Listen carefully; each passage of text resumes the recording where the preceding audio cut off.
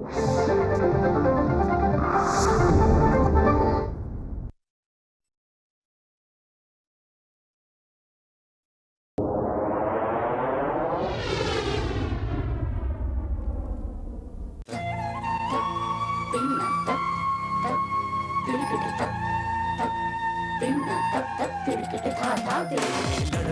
मी पडतो मी धाव सोसतो धावतो मी धडपडतो मी धडफडतो संकटात मी गुंततो मी पेटून उठतो अगतिक होतो जीवनात मी गुंततो मी तळमळतो मी तळमळतो कधी आज वेळ ढाळतो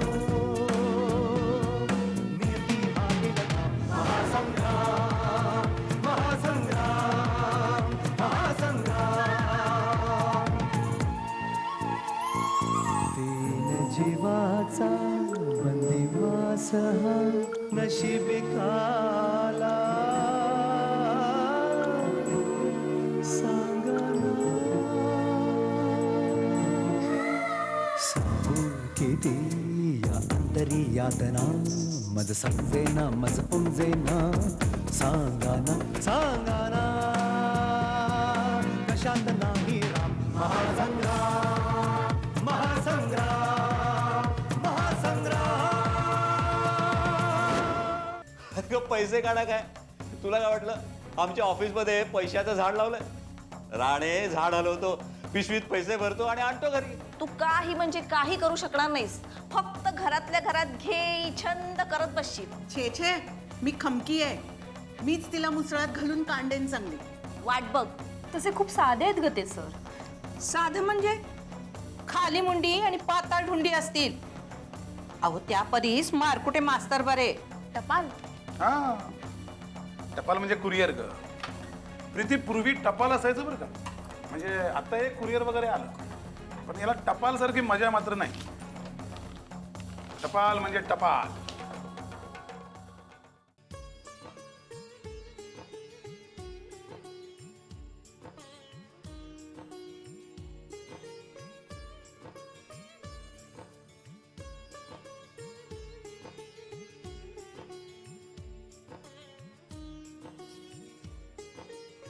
अहो मी काय म्हणते संध्याकाळी लवकर यायला जमेल. संध्याकाळचं काही नक्की नाही सांगता येत कारण ऑफिसमध्ये बरंच काम आहे आणि बरंच भानगडी सुद्धा चालू आहेत सध्या. ऑफिसचं कारण असेल तर ठीक आहे. नाहीतर नाही तर काय तुला काय वाटतं ग ऑफिसचं निमित्त सांगून मी काय फुलपाखरूच्या ऑफिसमध्ये जातो. भैया मी कधी म्हटलं असं. उगाच काय मनात तुमच्या. नाही म्हणजे तू असं प्रत्यक्ष म्हणत नाहीस पण तुझ्या मनात तेच असतं.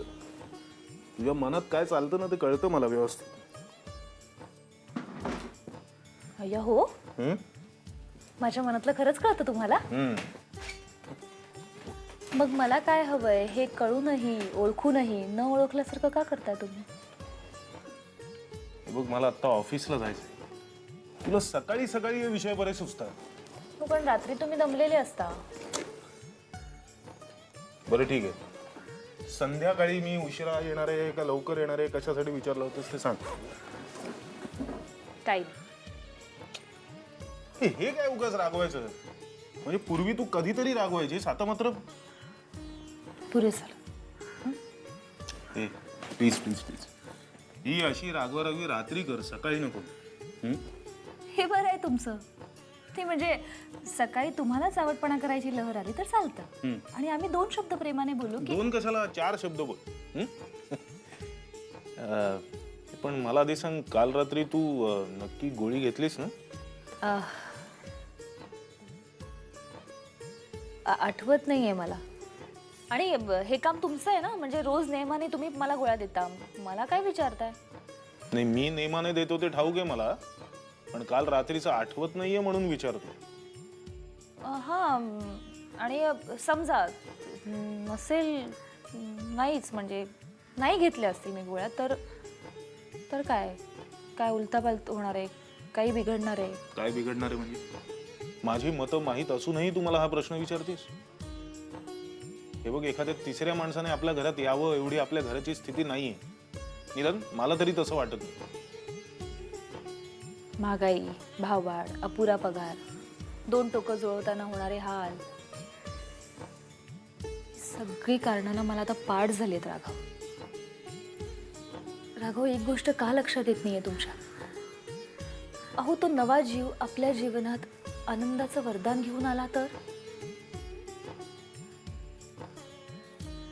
त्याने आपल्या जीवनाला सुखद कलाटणी दिली तर नकोय का ती आपल्याला? सांगा ना, द्या ना उत्तर माझ्या प्रश्नाचं. गोजीरवाण्या बाळाच्या येण्याने आपल्या जीवनात चैत्राची पालवी फुटेल याची खात्री आहे मला. कारण तो असेल आपल्या दोघांच्या प्रेमाचं प्रतीक. तू आई होशील, मी वडील. पण पुढे काय? पुढे काय? अहो, जे जगाचं होतं तेच आपल्या बाळाचं होईल, आपलं होईल. नाही नाही, तो किंवा ती या जगात फक्त गर्दीतला एक जीव म्हणून वावरलेले मला नाही आवडणार. त्यांचं संगोपन व्यवस्थितच व्हायला हवं. पण आईलाही शक्य नाहीये. गेले 2 वर्ष अंथरुणाला खेळलेली आहे ती. हो हो, पण दादा वहिनी सांभाळतायत ना नीट त्यांना? दादा बहिणी आईला सांभाळतायत, पण आपल्या मुलाला तर आपल्यालाच सांभाळावं लागेल ना. नोकरी करत नसते तर मीच सांभाळलं असतं त्याला. पण राघव, त्याचं संगोपन कसं करायचं हे ठाऊक आहे मला. हे बघ, तो पाळणा घरात वाढलेला मला आवडणार नाही, किंवा कुठच्या नोकरानेही त्याला वाढवलेलं मला पटणार नाही. राघव, तुमची तत्व मला पटतायत, छान आहेत. अहो, पण व्यवहाराचा काय? हे बघा, भरपूर पैसा कमवा, मग मी नोकरी सोडते. मग कशाला हवंय पाळणा घर? मीच सांभाळेन त्याला, मीच चांगले संस्कार घडवेन त्याच्यावर. खूप मोठा करेन, तुमच्यापेक्षाही मोठा. चांगलंच आहे ना. प्रत्येक बापाला असं वाटतं की आपल्या मुलाने आपल्यापेक्षा मोठं व्हावं. आपल्या घराण्याचं, आपल्या वडिलांचं नाव रोशन करावं, त्याची कीर्ती वाढवावी. वाढेल, नक्की वाढेल. अहो, पण त्यासाठी तो किंवा ती या जगात तर यायला हवेत ना. उमा, मला तू खरं सांग, काल रात्री तू गोळी घेतलीस की नाही? हे बघ, नाही तर आपल्या सगळ्या नियोजनाचं, प्लॅनिंगचं बट्ट्याबोळ होईल. आपल्या घराची आर्थिक स्थिती खरंच अजून चांगली नाहीये. म्हणजे परिस्थिती थोडीफार हळूहळू सुधारते, एवढंच फार तर म्हणता येईल. मग बघूया ना. राघव, मला आश्वासनं नको आहेत तुमची. मला खरं काय ते सांगा प्लीज. उमा, आपण पुढच्या वर्षी मुलाचा नक्की विचार करू. अगं खरंच. आपण तोपर्यंत तरी तुला गोळ्या घ्यायला हव्या. आणि हे बघ, हा विषय काढून पुन्हा माझ्यावर रागवायचं ना. मला आधी नक्की सांग, कालच्या गोळ्यांचं नक्की काय केलंयस? नाही तर मी स्वतःच बघून येतो. म्हणजे एक गोळी कमी असली तर ठीक आहे, नाही तर सगळ्याच घोळ होईल. राघव, किती अस्वस्थ होताय तुम्ही? किती? हे बघ, मी काय म्हणते, आपलं बाळ उद्या मोठं झालं ना की मी त्याला सांगणार आहे की बाळा, तुझे बाबा खूप हुशार आहेत. हं? सामाजिक प्रश्नांचं त्यांना मस्त भान आहे. पण एक प्रॉब्लेम आहे, तू या जगात यावास असं नव्हतं वाटत त्यांना. म्हणजे त्याला त्रास होत होता, अस्वस्थ होते ते. आणि मग बाळ रागावला की त्याला कसं उत्तर द्यायचं, कसं समजवायचं ते तुम्ही ठरवा. म्हणजे मी ऐकून घेते हो तुमचं, हो की नाही? म्हणजे मी काही बोलतच नाही. तो ऐकेल की नाही आता प्रश्नच आहे ना. नाही, मी आपल्या बाळाला सांगेन ना. काय? अरे भले उशिरा असेल, पण या सुंदर जगात तुला तुझ्या आई वडिलांनीच आणलं ना. हो का? हुशार आहात हा?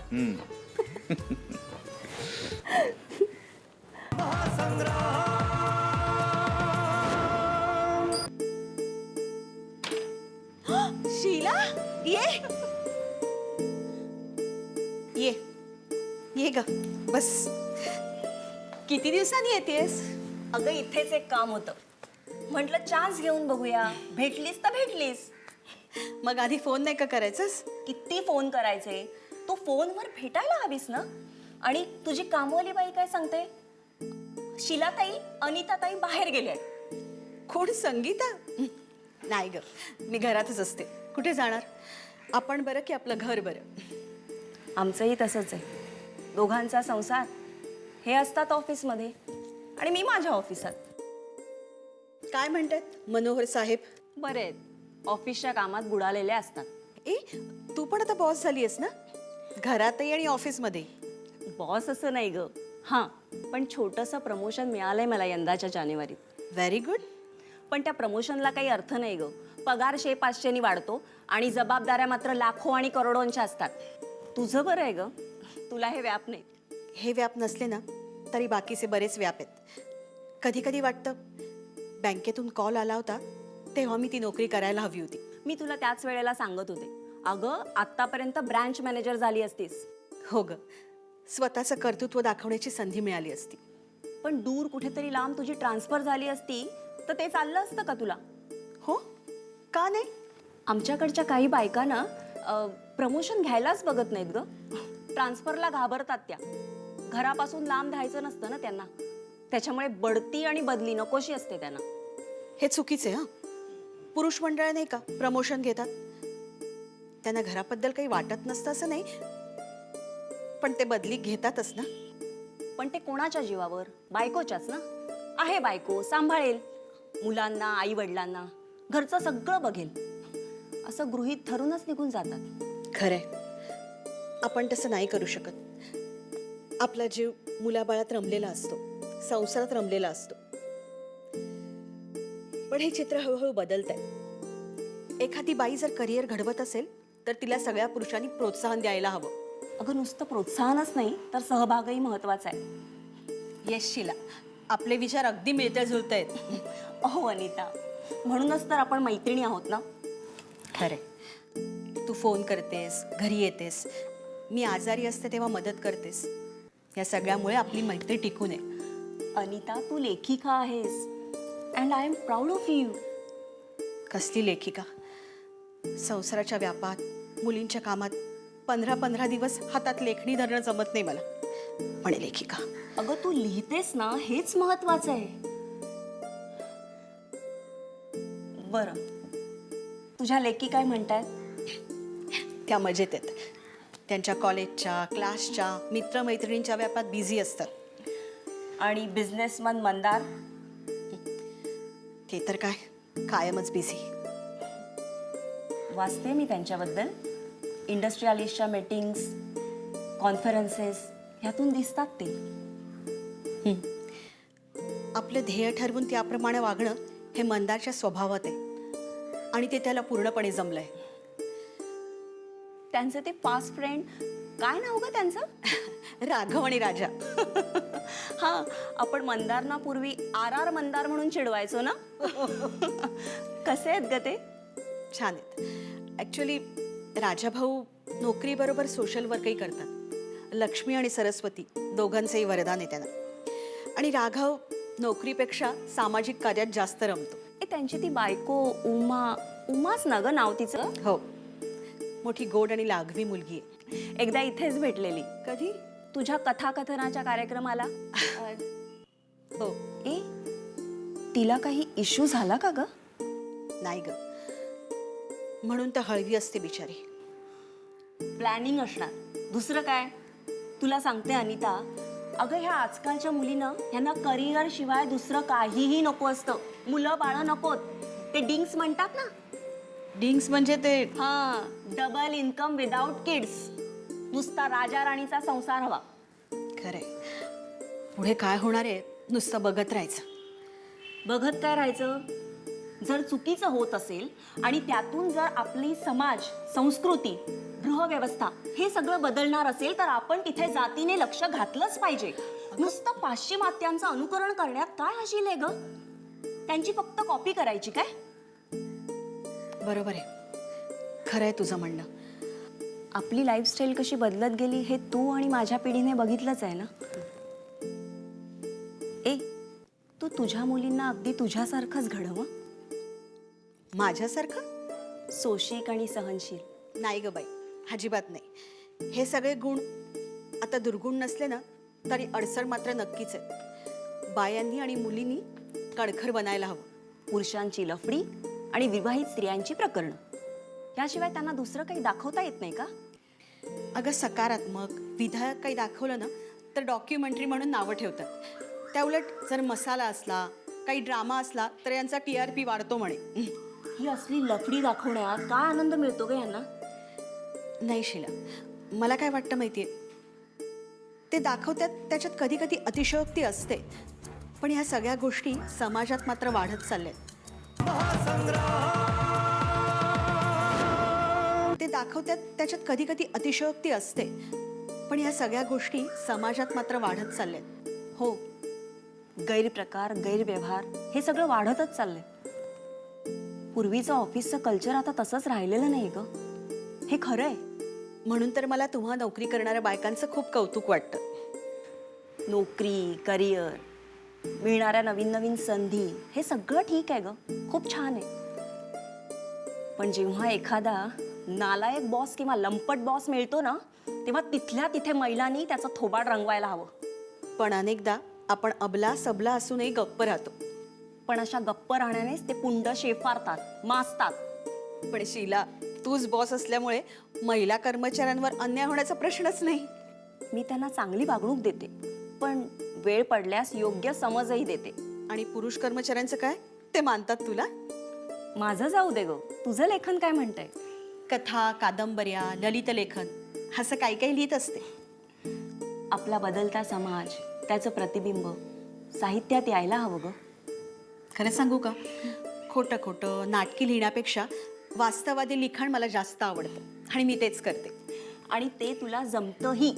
माझं राहू दे, तुझं काय? मी वाचते, भरपूर वाचते. अरे वा. विविध प्रकारचं वाचन करते. गुड. पण मी निघते आता. आमचे मनोहरराव कधी वेळेवर येणार नाहीत, सारखा सेलवरून फॉलोअप ठेवावा लागतो. अगं, ऑफिसमध्ये लेट होत असेल, मंदार नाही होतो. तुला माहित नाही ग, मनोहरचं म्हणजे शीला, अजून तुझा स्वभाव तसाच आहे वाटतं. तस्सा म्हणजे संशयी, नवऱ्यावर लक्ष ठेवणारा. लक्ष ठेवावं लागतं. नाहीतर मी तुला सांगते, ही लफडी अफेअर्स हे फक्त पिक्चर्स आणि सिरियल्समध्ये नसतं, आपल्या आजूबाजूलाही हे सगळं पसरलेलं आहे. शीला, तुझा स्वभाव सोड, जरा मोकळी हो.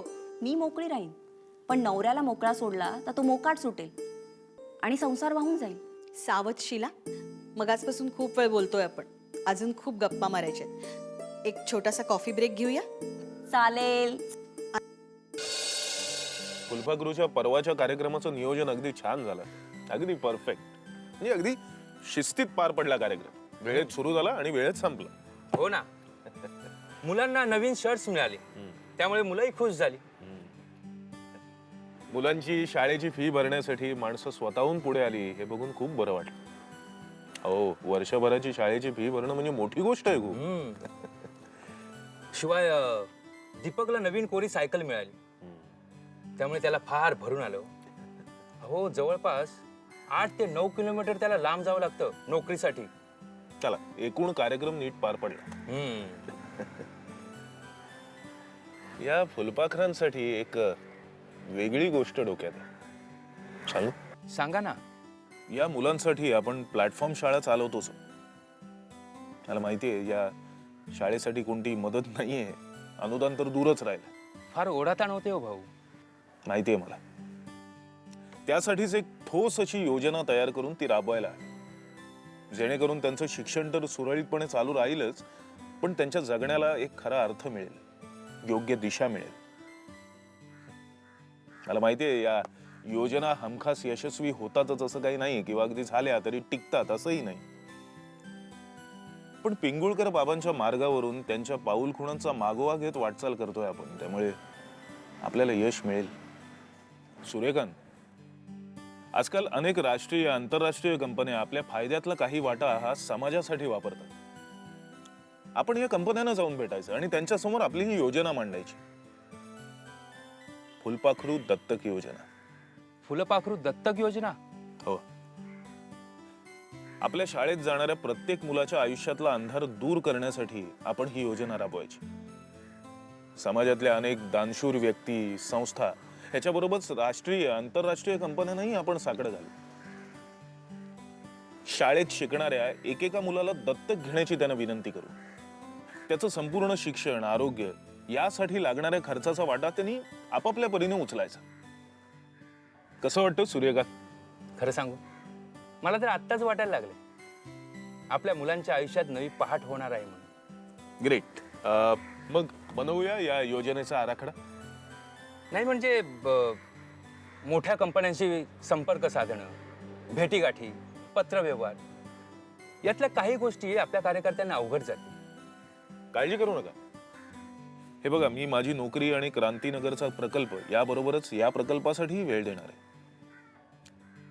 आणि तुमची उमा वहिनी या प्रकल्पाला विरोध करणार नाही. कारण स्वतःच्या नसेल पण इतर अनेक मुलांच्या आयुष्यात मी सप्तरंग भरायला उभा राहिलोय हे पाहून तिला आनंदच होईल. मला खात्री आहे. अगं आमच्या टायमाला SSC ला कोण नापास झाला तर आम्ही त्याला म्हणायचं काय रे मार्चला दांडी उडाली आता ऑक्टोबरला. असं म्हणायचे हा. बाबा मला सांगा तुम्ही कधी पास झालात, मार्चला का ऑक्टोबरला? आई आज तुम्हाला झालंय काय? आपलं आजपासून ना मी तुझ्याशी अधिक चांगलं वागणार आहे हं? हो म्हणजे आजपासून धपाटे नाहीत. माणसाने नेहमी जगण्यातला चांगला अर्थ काढायला हवा. आपण वाईट अर्थ काढायला गेलो ना तर अर्थाचा अनर्थ होतो. अहो अर्थाचा अनर्थ करणे दुनियाची रीतच आहे, त्यात वेगळं काय. म्हणून माणसाचं मन फार महत्वाचं आहे.